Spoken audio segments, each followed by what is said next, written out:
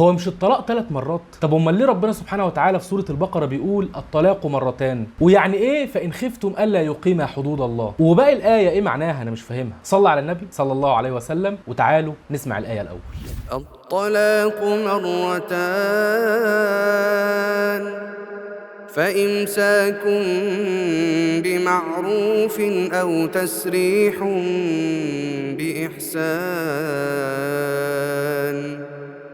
ولا يحل لكم أن تأخذوا مما آتيتموهن شيئا إلا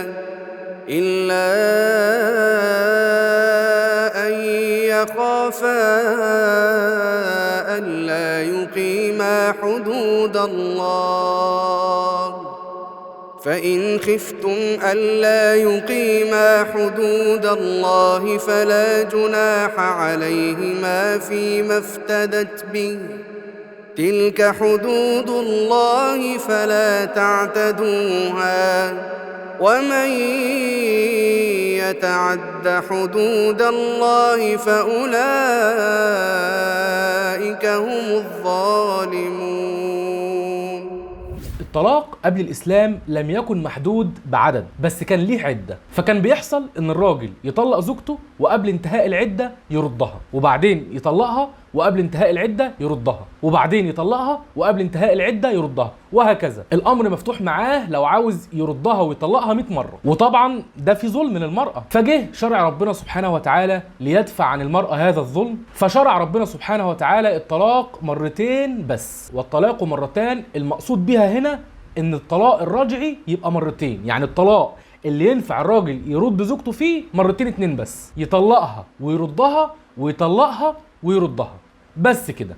فإمساك بمعروف أو تسريح بإحسان، وهي دي الطلقة الثالثة. بعد المرتين دول يا إما يمسكها في عصمته ويعاشرها بالمعروف، أو يطلقها المرة الثالثة والأخيرة مع الإحسان ليها وأداء حقوقها. ولا يحل لكم أن تأخذوا مما أتيتموهن شيئا، يعني خلاص هتطلقها يبقى تديها مهرها وحقوقها بقى، ولا يحل ليك إنك تنقصها أي شيء من حقها إلا في حالة واحدة بس، إلا أن يخاف ألا يقيم حدود الله، يعني تكون هي اللي كارهه وهي اللي عاوزه الطلاق. في الحالة دي بيعرضوا الموضوع على ولي الأمر أو حد يحكم ما بينهم، ولو لقي إن فعلا الزوجة عندها سبب مقنع يخليها مش قادرة تكمل مع زوجها وعايزة تطلق منه بإرادتها، في الحالة دي المرأة بتخلع نفسها بالتنازل عن المهر أو بمال تدفعه لزوجها، فلا جناح عليهما فيما افتدت به، يعني كأنها بتفدي نفسها. تلك حدود الله فلا تعتدوها. وخلينا ننبه على حاجة مهمة جدا، الكلام اللي انا بقوله ده شرح للآيات، انا هنا مش بتكلم عن فقه الطلاق. عندك فتوى في موضوع طلاق اسأل فيها شيخ، لا تحملوني ما لا استطيع، عشان لسه الحلقات اللي جاية معانا من سورة البقرة هنكمل فيها باقي احكام الطلاق، فما تاخدش مني فتوى.